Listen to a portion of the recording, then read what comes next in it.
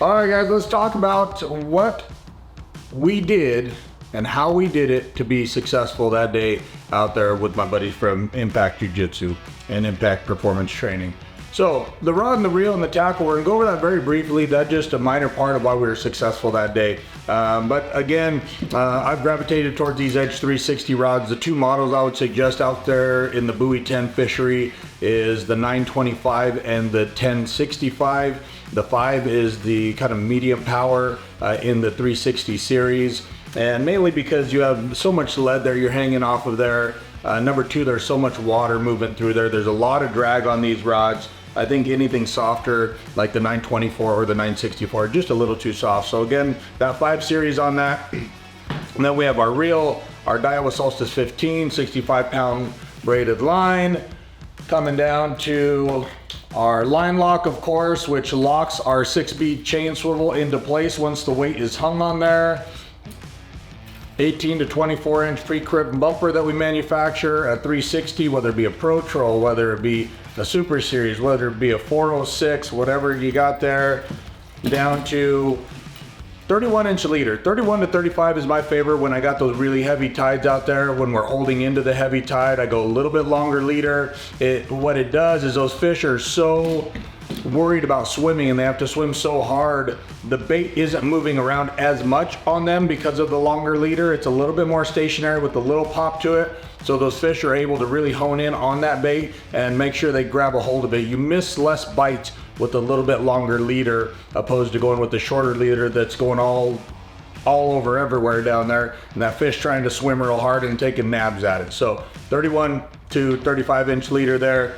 One of our 3.5 Colorado blades, and this right here is one of our pre-tied Nush leaders, 4/0 with 40 pound.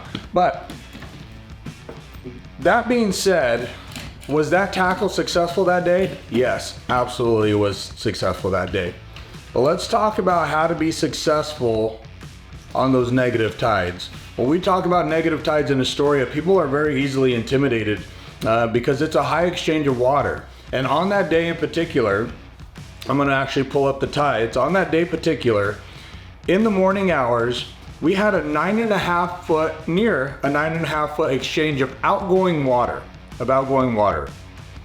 And it was scheduled that we were going to have an 8.5 foot influx of water, okay? That's a good negative tide exchange because the exchange is similar. It's only a foot worth of difference. So the way I like to think about it is everything that got sucked out in the morning hours is eventually gonna get sucked back in. In comparison to the week earlier that week, we had a big exchange going out, but a softer tide coming in. So for example, I think we had a 9 foot going out and we only had like a 6 foot coming in. Well, that's 3 feet worth of water that we didn't get, but they had that 3 feet of water helping them going out. So those fish that are getting pushed in and out of that estuary based on the tide don't get pushed all the way in, so it makes fishing tough. But that was not the case on this day that we fished. We had a pretty even exchange, so those fish that got shoved out came right back in with the tide. So when you're fishing those negative tides, be mindful of that. How much is going out, how much is coming in?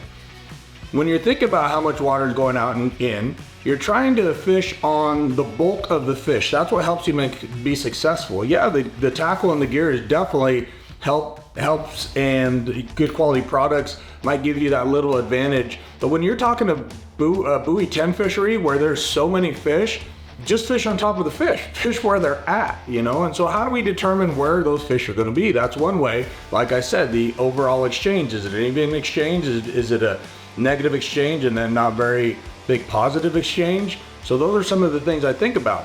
When I fish Buoy 10, I break up the river from, well, even above Tongue Point, all the way to Buoy 10 into 4 different sections. So I think of zone 1 of that Buoy 10 fishery being from Buoy 10 itself to Desdemona, the bottom of Desdemona Sands, which we all know is the checkerboard.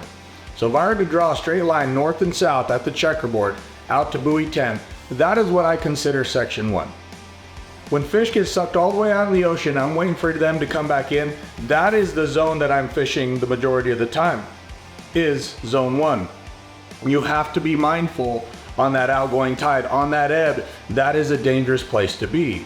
So I set myself up to where at low slack, I am trolling into that area, and then as the tide turns in, I'm timing it to where that tide is eventually holding me in place anywhere from the A jetty all the way to buoy 10 in that zone, waiting for those fish to get pushed in. And you'll see it. You'll see a wave of fish. We saw it that day. I'm not sure we got it on camera, but there was literally a line of red algae coming through, a big blob of it, you know, and we'd pick up a fish here and there, and all of a sudden there was a line of just clear water, green water I should say, that came through. I mean, it was like a definite line in the sand. As soon as that came, rods started to dump for everybody, not just us, but it was game on, okay? And that's what we're doing. We're waiting on those fish. Now, unfortunately for us, we had to get back because I had to come coach football that evening, but it was hot and heavy for a period of time, right? Had I stayed longer, what I would do is after that bite settled down, one would assume, and I would assume, that those fish got pushed into the tide from zone 1 to zone 2, which I consider zone 2, the checkerboard, all the way to the bridge. Okay? The 101 bridge that crosses the river from Oregon to Washington. And you can fish that on either side, on Oregon and Washington side. You're going to be successful. Some days it's better on Washington side, some days it's better on Oregon side, and some days it's indifferent. So that's kind of a judgment call. You got to make that decision. You got to stick with it. All right, that's zone 2. So I'd follow that tide getting pushed up. And again, we have a lot of water coming in. So that bite, once they abandon that, what I call bridge bite, they're going to move up into zone 3, which is from the bridge all the way to Tongue Point on both the Oregon and Washington side. So those entire areas like Shipwreck on the Washington side, the single post up there. Then on the Oregon side, we consider that like the where the ships are, correct? So all that area in there is zone 3. So at the high slack, you should be able to fish that zone 3 area and be very successful, and then wait for the tide to turn out and start going out, and you can start trolling out with it. That is how I target that even exchange when I have a negative tide series. It's very important. Again, the gear can help you have a little bit of edge, especially when it's quality gear like the stuff we produce, but being in the right location at the right time is something that really is a must, because if you miss that area with the fish, the biting fish moving through, you're gonna miss it. That being said, I would like to make it very, very clear that when you are holding into the tide in zone 1, so near buoy 10, or you're holding into the tide near the bridges, it is gonna be high traffic, high congestion, a lot of water moving very quickly, rapidly, with a lot of strength. If you are not comfortable in a situation where you have hundreds of boats around you, and if a rod goes off, you have to stay on your motor. You cannot drift. You cannot drift. You can't just put it in neutral and go float out and catch your fish. That is so dangerous. You have to bring that fish to the boat. If stuff like that is not comfortable for you, those are not areas for you to fish. It just creates an unsafe environment. You need to have full control over your vessel in those moments, in those areas, excuse me.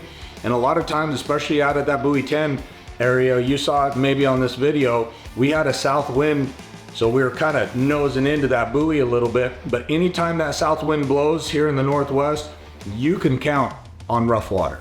You can absolutely count on it. So those are some of the things that we keep in mind when we're fishing out there at buoy 10. That helps me be consistent in our catch rate when we're out there in buoy 10. Again, separating it by zones 1, 2, 3. We could actually talk about zone 4 another day, but that's how I fish the negative tides. That's how we catch them on the negative tides. Guys, thanks for watching. If you have any questions, leave them down in the comments. If you like what we're doing, hit that subscribe button, hit the like button, share it with all your buddies, and we're gonna keep on rolling.